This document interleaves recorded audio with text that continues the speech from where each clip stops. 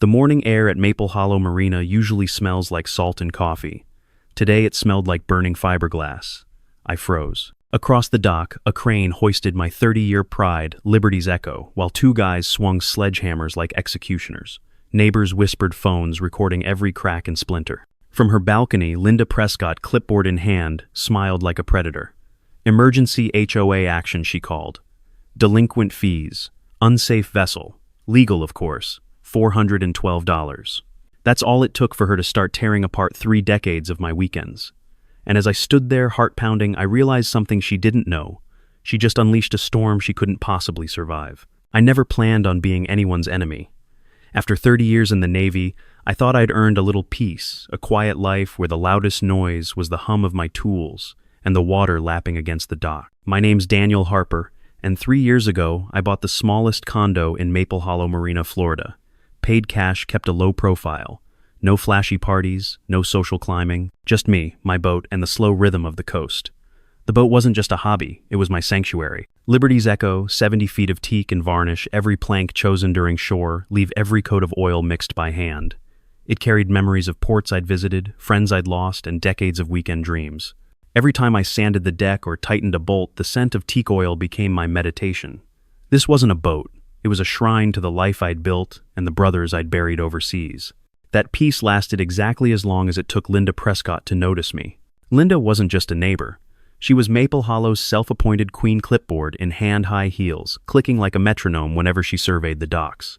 Old money, 3 generations deep, and a personality that could curdle milk. Move-in day, I spotted her on her balcony, studying me like I was an alien specimen. No wave, no smile, just scrutiny. It started small. 3 months in, I got my first violation notice, excessive mechanical noise during quiet hours.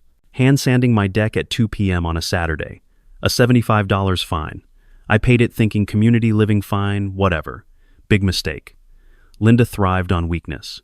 She hated people like me, blue-collar, quiet, competent, self-reliant. People who didn't attend yacht club socials, who didn't gossip over wine about stock portfolios. And she noticed my independence. Paid cash for my condo, minimal social footprint, no public records to speak of, perfect material for a paranoia-fueled campaign. Soon whispers began, who is he really? What's he hiding? Her friends started documenting every detail, where I left my tools, how I stored ropes, casual conversations with my mechanic. The neighborhood became her surveillance playground, and I became the oddball she was determined to break. But she couldn't see what I did. I wasn't just some guy at the end of the dock. I was a Navy vet who knew patience, observation, and strategy. The quiet ones often have the biggest surprises. Evenings became my sanctuary. The wind through the rigging, the gentle ping of fenders against pilings, it reminded me why I'd chosen this life. Every memorial plaque inside Liberty's Echo whispered stories of brotherhood and sacrifice. Linda saw none of it. To her, I was just another violation notice in a community obsessed with appearances. And that's when the game changed. She wasn't testing boundaries anymore. She was building a war. And the quiet Navy mechanic at the end of the dock was about to decide exactly how that war would end. 2 weeks after the sanding incident, Linda made her next move. I was replacing a corroded fuel line on Liberty's Echo when I heard the sound of expensive heels clicking down the dock toward me. The wind carried the faint scent of cherry blossoms mixed with expensive perfume. Of course, it was Linda, accompanied by 2 of her most loyal HOA board members. I could already feel the storm brewing. "Excuse me, Mr. Harper," she called, her voice smooth and polite like a sugar-coated threat. "We need to discuss your unauthorized modifications to your vessel." I looked up from my wrench, genuinely confused. "Solar panels," I said. "They're perfectly legal, actually encouraged under South Carolina's renewable energy statutes." Linda's smile didn't falter. "Not without architectural review, Mr. Harper. Any modifications to boats in this marina must be approved by the board. You'll need to pay a fine of $500 per day until you comply, and we'll be discussing this at the emergency HOA meeting Monday night." I didn't even flinch. This wasn't about solar panels. This was about control. As they turned to leave, I held my ground, keeping my voice calm. "I'll need to see that rule in writing." Her eyes glinted for just a second. "Of course," she said sweetly. "Emergency HOA meeting on Monday. We'll be discussing maintaining community standards." The way she emphasized standards made my skin crawl. The door slammed shut behind them, and I was left standing there alone with the smell of fuel and the weight of the battle that was now unavoidable. But before I did anything, I had one rule: always research the hell out of your position. I spent that Sunday afternoon digging through boxes of HOA documents at the Marina's community center. The place smelled like stale coffee and air freshener. Paperwork was scattered everywhere, faded old files that hadn't seen daylight in years. I rifled through each one, barely noticing the dust that clung to my fingers. And then in a pile of neglected documents I found it. The HOA bylaws were a joke. Last updated in 1987 before solar panels even existed. There was nothing in there about solar panels. Nothing. I smiled to myself. Linda had assumed everyone was too lazy or too scared to read the fine print. But I wasn't her typical target. What really caught my attention, though, was something else. The HOA's legal address was a P.O. box. No physical office, no real transparency. I kept digging. 4 years. They hadn't filed a single required report with the state. No reports, no compliance. No compliance, no enforcement. They were operating in a legal gray area, and that meant I had a weapon. I spent the next couple of hours organizing my findings and getting a good night's sleep, knowing Monday's emergency meeting would be the battlefield. Monday night came, and Linda had done her best to turn the community center into a courtroom. There were folding tables, folding chairs that squeaked when anyone shifted, and a single overhead light that buzzed. It was an atmosphere designed to intimidate, and it worked. Linda presided over the room like a queen on trial, wearing her usual air of superiority heels, clicking every time she walked around the table. "We can't let certain elements degrade the quality of life here," she said, pausing to make sure I was watching her. "Today, it's solar panels. Tomorrow, it could be anything. We must maintain community standards." I was seething inside, but I kept my face calm. This wasn't just about me anymore. This was about every neighbor who'd ever been fined for a bike on the porch, a poorly trimmed hedge, or a flagpole that wasn't at the proper angle. The meeting went on with Linda throwing one petty complaint after another into the air until the coffee break. That's when I saw it, 3 residents people I barely knew quietly walking over to me. First was Harold Henderson and his wife Betty, both in their 70s, wearing worn-out sneakers. Harold was shaking.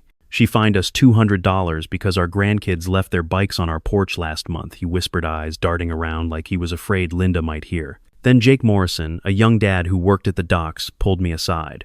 He looked angry, but there was a hint of fear in his eyes. "She wants me to store my fishing gear inside," he said. "My wife's allergic to the bait smell. What the hell do they want from us?" Finally, Betty Henderson spoke up, her voice breaking. "We've lived here for 30 years, built this place from nothing," she said. "Now we can't even let our grandkids visit without worrying about a fine." Something clicked inside me, something I hadn't felt in years. I'd spent my life fighting to protect people who couldn't protect themselves, and here I was again. Only this time it wasn't war in the desert. It was war on a dock. I promised Harold and Betty that I would find a way to stop this. That night, I made a few calls to my old Navy contacts. One of them, Commander Sarah Arden, had transitioned to maritime law after leaving the service. She was the best I knew at sniffing out fraud. I told her everything I'd learned about the HOA, and her response was exactly what I needed. "Marcus," she said, laughing, "you've just handed me the perfect HOA corruption case. These people have violated about 6 state laws. This is going to be fun." By the end of the week, I was armed with everything I needed, and so was Sarah. While Linda played the role of the Queen Seaside Compliance Solutions, the enforcement company she'd hired was about to meet its match. The next phase of this war was about to get a lot messier. The emergency HOA meeting was scheduled for that Friday night. Linda had been building it up for days, sending out flyers about urgent issues and community disruption. To her, it was just another opportunity to flex her power, remind everyone who was in charge. But for me, this was the final showdown. I arrived at the community center early, the room already filled with nervous neighbors. A handful of them shot me glances as I walked past. The tension in the air was thick. Linda was sitting behind a folding table, her iPad open in front of. She called the meeting to order with her usual pomp, launching into a tirade about how calm we're Unda Solar, my non-compliant boat. For the first time, I wasn't just defending myself. I was standing up for everyone she'd ever targeted. Linda was reading from her script, trying to turn everyone against me when I stood up. The room went quiet. Her eyes narrowed. Before we continue, I said, my voice calm but carrying, "I think it's time the board and everyone here understands the legal implications of what we're discussing." I pulled out a thick folder of documents, pages upon pages of research, legal findings, and personal testimony I'd gathered.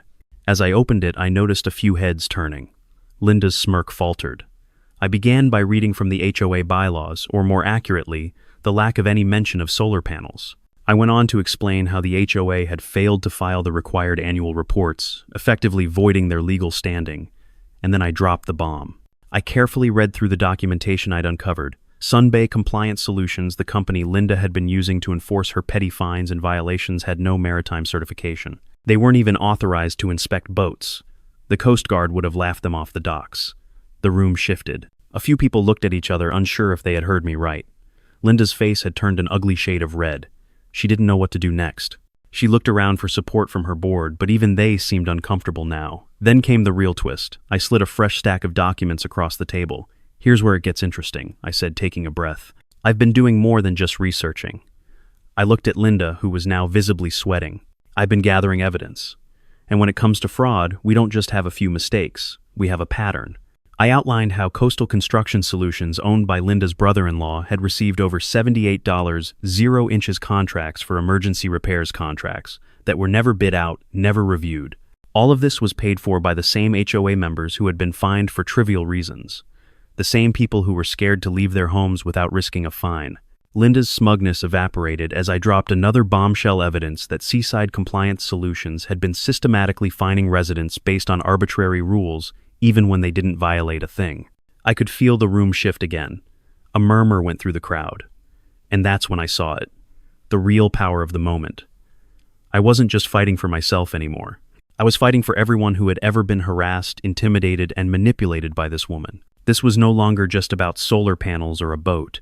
This was about taking down the system she'd built to control us. Linda was looking for her next move, but I was already steps ahead. I stood tall, opened my phone, and turned it toward the crowd. "Just so we're clear," I said, "I've been recording every HOA meeting. And tonight we have proof of illegal enforcement. That's not just petty bureaucracy, it's criminal." At that moment, the door to the community center swung open. A man in a Coast Guard uniform entered, followed by 2 FBI agents. There was no fanfare, no dramatic announcement. Just a quiet, professional presence that demanded attention. The crowd went silent. Linda's face drained of color. One of the FBI agents flashed his badge and addressed Linda. "Miss Prescott, I'm afraid you're under arrest for fraudulent activity related to the HOA's operations and violation of state law." The room was still, but the air was thick with a strange mixture of relief and disbelief. Residents whispered to each other, some smiling in quiet triumph. Linda's head snapped toward her lawyer, who had been seated behind her.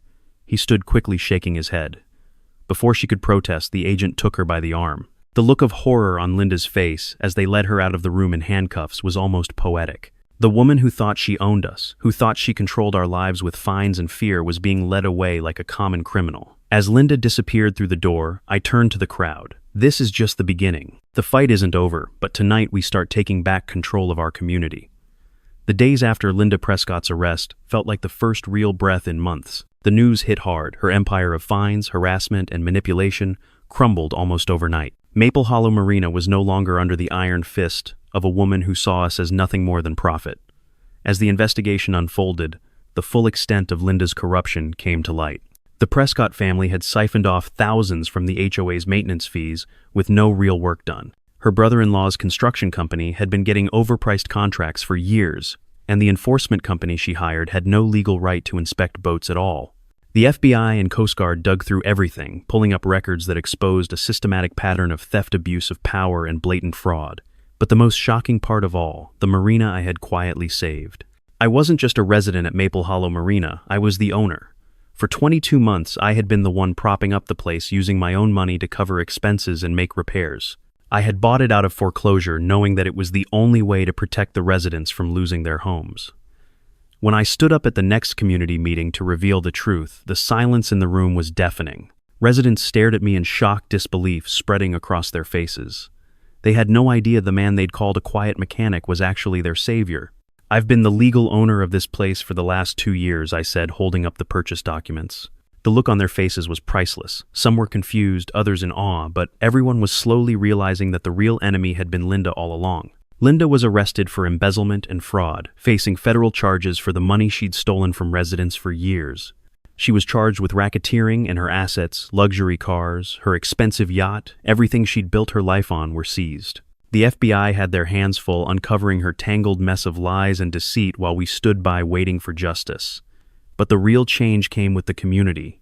As soon as Linda and her board members were ousted, we formed a new HOA, one with financial transparency and accountability. We began the difficult process of repairing everything that Linda had broken. New rules were set, and everyone was involved in the decision-making. The first thing we did was ensure that no one could ever be targeted or harassed again for silly, arbitrary reasons. I invested in upgrading the docks, installing solar panels, and ensuring the marina would be sustainable. More importantly, I used the stolen funds to repair what Linda had destroyed: the sense of community. Slowly but surely, the marina became a place where people could relax, enjoy their lives, and not be scared to breathe. I remember one evening as the sun set over the harbor, seeing Jake's kids out on the docks again, laughing free of fear. The air was lighter, the smiles came easier, and the chatter was no longer about complaints and violations. It was about fishing trips, sailing lessons, and community potlucks. Harold and Betty Henderson, two residents who had been terrorized by Linda's rules, walked up to my boat one afternoon. They had freshly baked cookies in hand, their faces softer than I'd seen in months. "You saved our home," Harold said, his voice thick with emotion. Betty smiled, nodding. "You saved all of us." It wasn't the first time I'd heard those words, but hearing them, from people who had fought for this place long before I ever arrived, felt like a victory. That evening, we held a simple dinner at the Marina Pavilion. It wasn't much, just neighbors coming together to share food, laugh, and reconnect. Betty's apple pie was the star of the show. The place felt alive again, filled with the hum of conversations and the clinking of plates. There was no tension in the air, no fear of fines or inspections. It was exactly what this place needed. Standing at the edge of the dock, watching the sunset over Liberty's Echo, I couldn't help but smile. For the first time in a long time, I felt like I was home. The marina wasn't just mine anymore, it was ours. It wasn't about the money or the revenge. It was about saving a community, protecting the people who had lived here for years, and ensuring that they'd have a place to call home for years to come. And as I looked around at the families, the children, the veterans, I knew the fight had been worth it. Linda Prescott might have tried to destroy everything, but in the end, she only made us stronger.